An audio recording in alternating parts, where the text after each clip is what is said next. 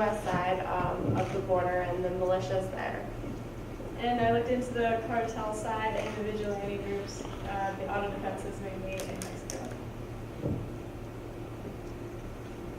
So we'll start off with some statistics here. Last year, there were about 300,000 illegal immigrants coming from Mexico apprehended by the Border Patrol.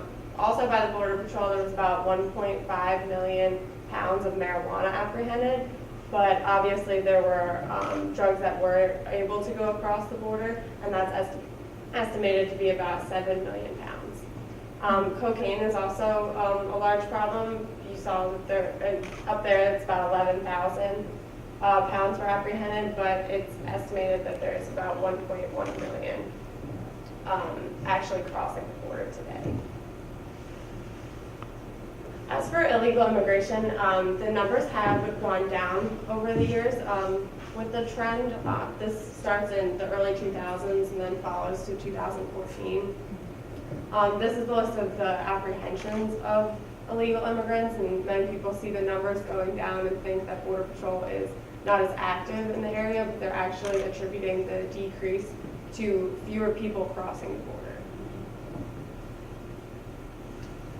The southern border is about 2,000 miles that the Border Patrol needs to cover, and you saw in the movie that they have several spots that aren't well patrolled. These are the stations for Border Patrol across the southern border.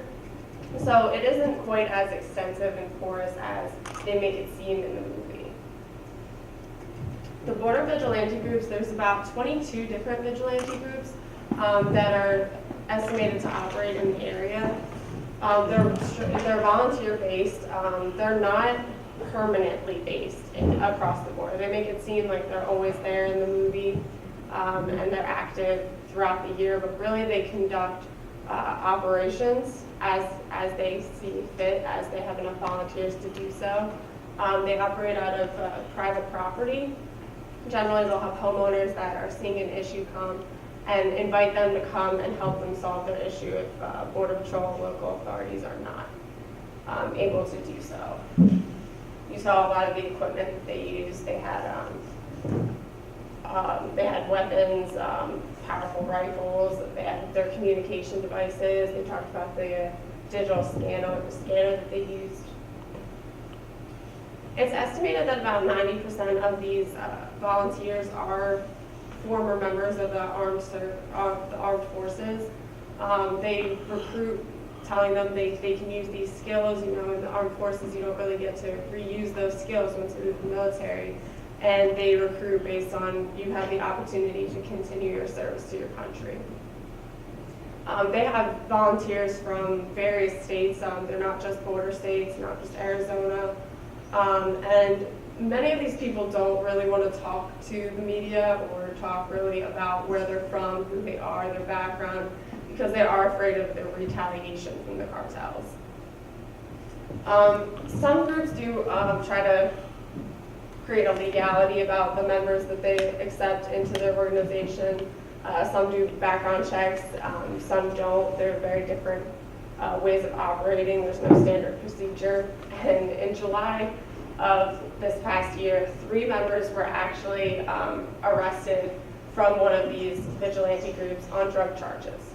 So you can see that they're not operating exactly as the Border Patrol would approve of. Also, there were 2 members from another vigilante group that were actually convicted felons and therefore could not legally possess the firearms that they were holding. You saw in the movie when they came across the immigrants or the scouts that they really can't do much once they encounter them. They call Border Patrol. They're allowed to detain the individuals until Border Patrol does come, and they're also allowed to pat them down for weapons to protect themselves. But other than that, they alert Border Patrol, and that's Border Patrol's responsibility to come in. There are some problems. Border Patrol is not exactly accepting of these groups. It interferes a lot with their ability to operate. We saw in the movie they intercepted those people who were replenishing the scouts. Border Patrol could have easily had a mission going on at the same time to apprehend the scouts, but now the scouts are alerted because their reinforcements didn't come. So it interferes with the flow of their statistics. They're watching the patterns of these scouts, and as the vigilantes come in and conduct their own operations, the pattern is messed up. It's also a public safety concern. You saw, I mean, they're dressed in camo, but also the immigrants and the Mexicans are dressed in camo, and then you have the Border Patrol. A lot of these confrontations happen at night, and you can't easily tell who's who.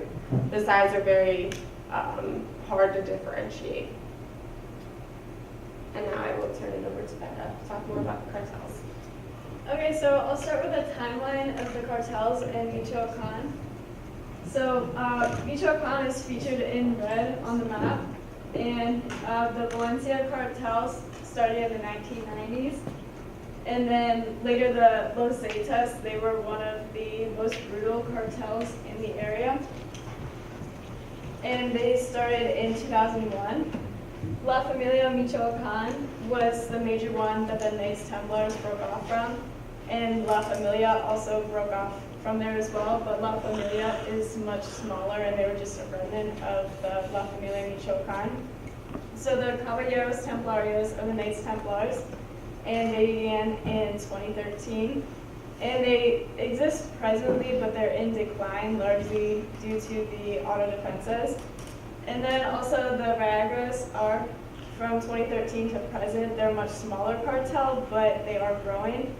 And then I also noted that the movement of the Jalisco New Generation cartel, they're coming into Michoacán from the north. And there's a potential emerging cartel called La Nueva Familia. Mexican authorities found people who were heavily armed with banners with the words La Familia, La Nueva Familia, so they fear that there is an emerging cartel as well. So for the vigilante groups in Michoacán, the first one was in 2011, and it was to eradicate illegal logging. So it didn't have anything to do with cartels, but it was people coming together for a cause. And then also in 2011, Los Mata Zetas, which means kill Zetas. They were trying to eradicate the Zetas cartel in the area. And then obviously the auto defenses, which was the focus of the documentary. So a little background on the Knights Templars. They broke off from La Familia cartel. They initially started transporting meth, but later they did cocaine and marijuana as well within Mexico and the United States. They made approximately $74.6 million per year. And the leader was Servando Gomez Martinez, who is nicknamed La Tuda, which translates to the teacher. He was captured by Mexican authorities in 2015, and there was a $2 million bounty on him by both Mexican authorities and the United States. The Knights Templars claimed to protect people from other cartels. However, they killed, kidnapped, and extorted. They also collected taxes and took over the lime farms. Here's a map of the Knights Templars' presence in Michoacán, and this is as of March 2015. So the blue area indicates their presence. The lack of trust is the major theme. The corruption within the Mexican government is a huge problem. For example, La Tuda ordered people to vote for Governor Fausto Vallejo in the 2011 election, and then he went to the governor to demand his money. And there were also alleged meetings between cartel leaders and government officials. The government officials would always conveniently be in town when cartel meetings were going on. And then, as you saw in the documentary, the 3,000 soldiers and federal police sent to Michoacán, but the people got them to leave because they made it clear that they were not wanted there. And also, the Mexican government ordered the disarmament before the auto defenses could take back the city of Apatzingán. And so that was a major city that they were about to take, and they thought that because they ordered the disarmament right before that, they were preventing them from doing that. So So the other defenses, there is no evidence whatsoever that people from organized crime have joined the Rural Defense Force. That was the Security Commissioner Alfred Castillo. However, you saw in the documentary Papa Smurf, El Gordo, and the people making meth said that they're now part of the government. They said that they were part of the, Papa Smurf and Gordo said they were part of the Viagra's cartel. And so it's unclear whether the Security Commissioner truly believes that there's no corruption within the Rural Defense Force, or if he's saying that. And in 2012, the Mexican president, Enrique Peña Nieto, he compiled a list of 122 organized crime targets, and they captured many of them with only 30 remaining at large, which was a good thing. However, it also created smaller cartels by taking care of their major leaders. So there are good parts of the Mexican government, but there's also a lot of corruption within it, and it's hard to figure out the difference between the two. This is our contact information if you have any questions, our bibliography, and then we can open it up for discussion.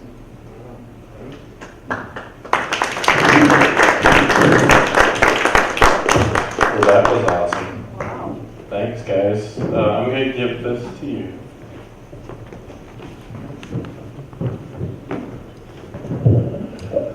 I think we'll just open it up, right? Is that okay with you guys? Yeah, you're sure, whatever. All right. Yeah, so what thoughts do you guys have? I don't know how, I've watched now quite a few documentaries on narco culture and, the situation, and it's very complicated, very complex, and I'm curious to hear what you guys think, what questions you have. How do you feel after watching this film in Sicario? Anyone? I have a question. Yeah. How much, since we've legalized marijuana in 4 states here, do you think that the same amount of marijuana is still coming over the border to the United States? Is the figures, the poundage, the weight gone down? Is it the same? Has it made a difference? And would legalization solve this problem? I don't think legalization would ever solve the problem with the cartels bringing drugs into the United States. I think you're starting to already see the shift from marijuana to cocaine and methamphetamines and other drugs. So you're not really going to see legalizing one drug solve the problem of drug trafficking across the border. I saw a statistic, maybe it was in Sicario, that 3/4 of the income to the cartels is from marijuana. As I think you'll see, if this trend continues, you're going to see the demand decrease because it's more available for people, and that will make the price decrease. So over time, you might see that number drop and have it turn to other drugs. Yeah, perhaps it might shift to wherever demand is, right? Absolutely. Whatever we want here in the States. Yeah, interestingly, what I've been reading coming out of Colorado is that it hasn't really, the legalization hasn't really hurt the street dealers that much, because the taxes and everything added on has made the legal marijuana so expensive that the street drugs are now cheaper. You're always going to have an underground for illegal products. We're always going to have it. I'm more concerned about the methamphetamine labs that they're producing than the marijuana ones. Yes, but the point being, if 3/4 of their income is from marijuana, that just because if marijuana becomes legalized in the United States, with other means of obtaining it, that's 3/4 of their income. They're not going to suddenly create this massive market for methamphetamine. People who are using marijuana are going to turn to methamphetamine because they crave illegal product. Organized crime's in business to make money. Absolutely. The product changes. So right now, there was a big article a couple of years ago about the influence on limes and avocado. They talked about it here. And so they're gonna change their means of producing money. That's what they're all about, cartels are. So, marijuana, new drug. So you're suggesting that marijuana doesn't have an impact? The fact that marijuana is illegal doesn't support this whole thing? What I'm saying, the point I'm trying to make is that organized crime is in business to make money. Doesn't matter what the product is. Well, Right, so I'm not gonna get into I don't have a position on should we legalize marijuana, well, here's but my, it's not gonna stop the cartels from being in business. I'm sorry, I just Sure, wanted no, to jump in. interject here. But here's the thing though, we legalized booze. I mean, when we had prohibition, organized crime sprang up like crazy. But yet when we legalized booze, organized crime didn't go away, they just diversified into other activities.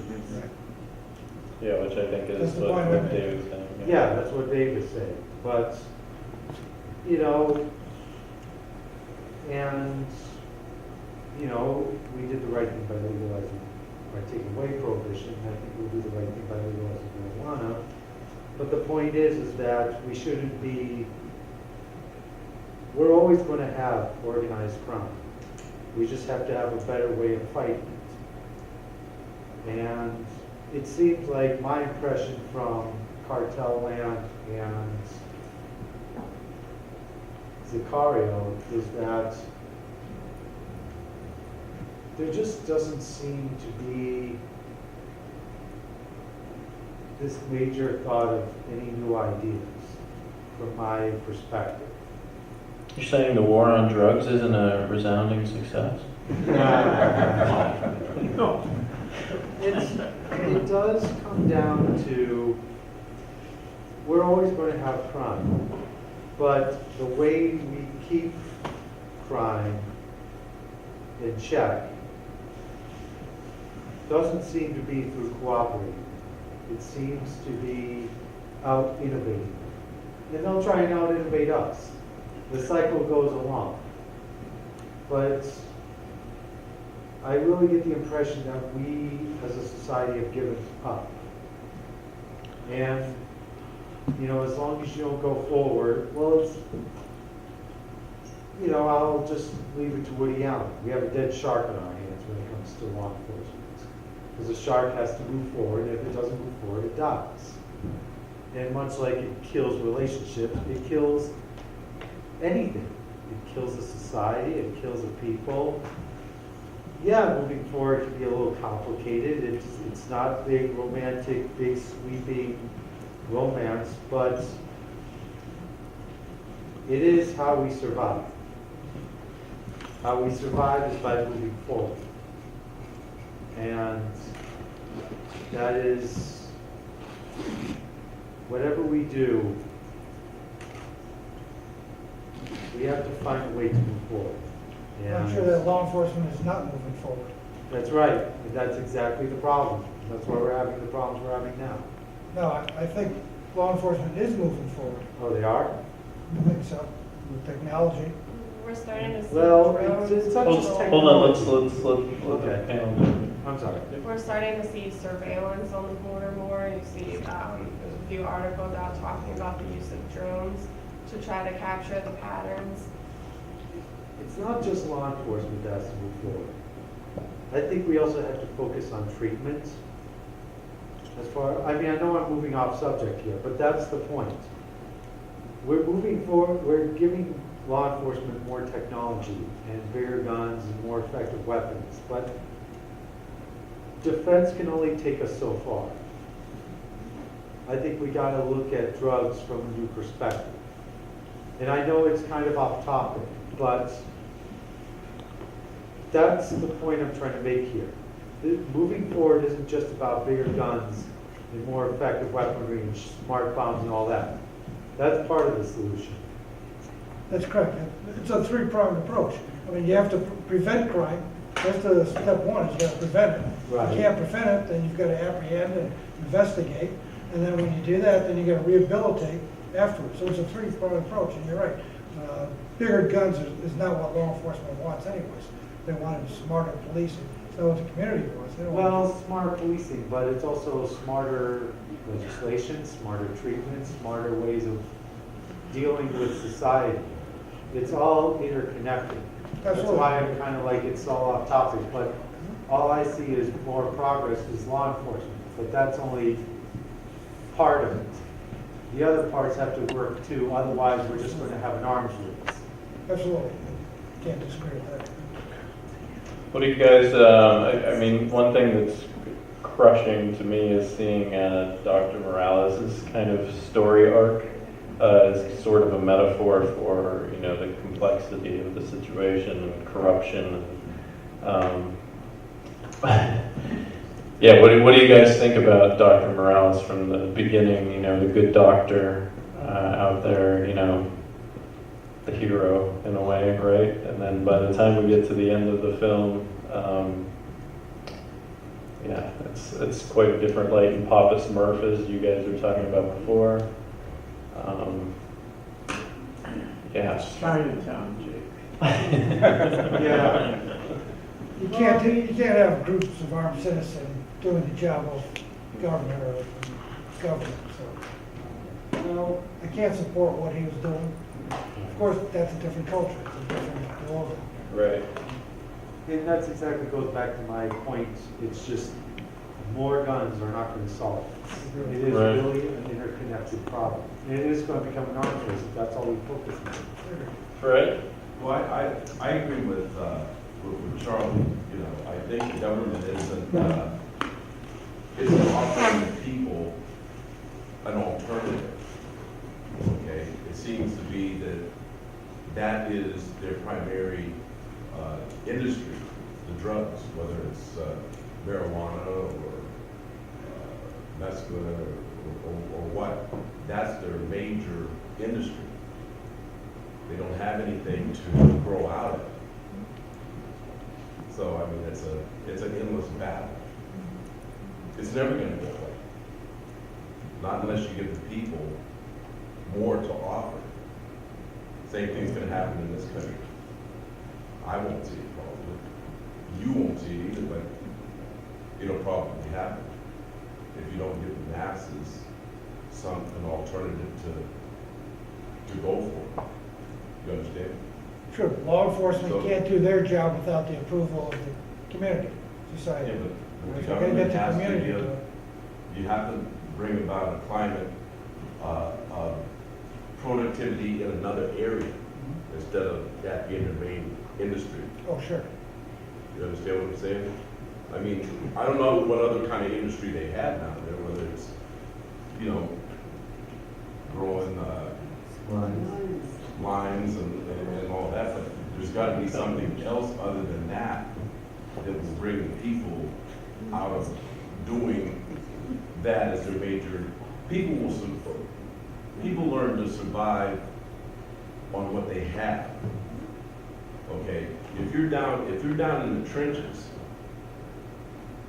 you learn to survive with what you have. If it's drugs, it's drugs. It's whatever you have to survive. You know, you take little Erie, you have a lot of unrest in different areas in little Erie, but you're not down there seeing what's in there. And so people survive because that's how they do it. And law enforcement isn't, you know, just giving them all that they need to battle it. It's an endless battle. What do you guys think about, do you think we're giving enough attention? I mean, maybe it's in the media a lot in Arizona and stuff like that, the situation going on there, but do you feel that, you know, enough attention is being put on that situation? I guess this is for everybody. I'm just looking at you guys, our experts.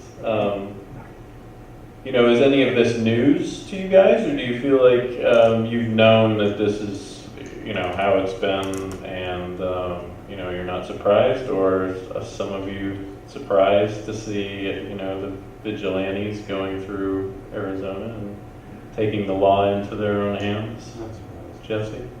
It was about half and half for me. Like, I knew there were a lot of problems, but I didn't know it had leaked over that much into our side. I knew it leaked a little, but it didn't, if that makes any sense. It was just Yeah. like, it was kind of like I knew what was behind the curtain, but I didn't know exactly what. Yeah. Yes? You asked about our thoughts about Dr. Morales from the beginning to the end. Yeah. He was a human being at the end with the girlfriend, and his Right. wife said women were the problem all along. And I wasn't sure how I felt in the beginning when the government came in and said, we'll support you, put these shirts on. And he said, no, we went from city to city or town to town saying, no, we shouldn't do that, we should keep the group that we've got. I wasn't quite sure how I felt about that. And then it kind of proved itself it wasn't such a good idea. Yeah. But I'm not sure where they could have gone with that. Right.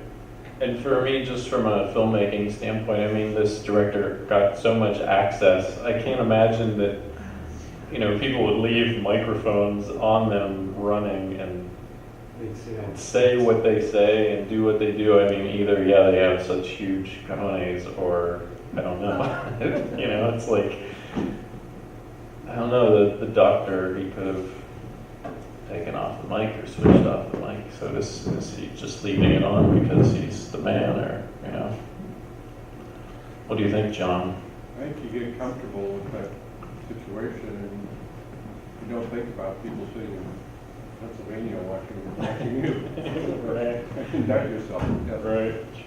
I wonder if the panel looked at this if you look at this with any kind of an historical perspective. You're saying that we've organized crime, we've always had organized crime, and to a certain extent that's true, but really organized crime, as we think of it, was created by alcohol prohibition. It was, and it was greatly eroded until the war on drugs gave it a new life. You look at it from that perspective. You study gangs, and my background was gangs and law enforcement.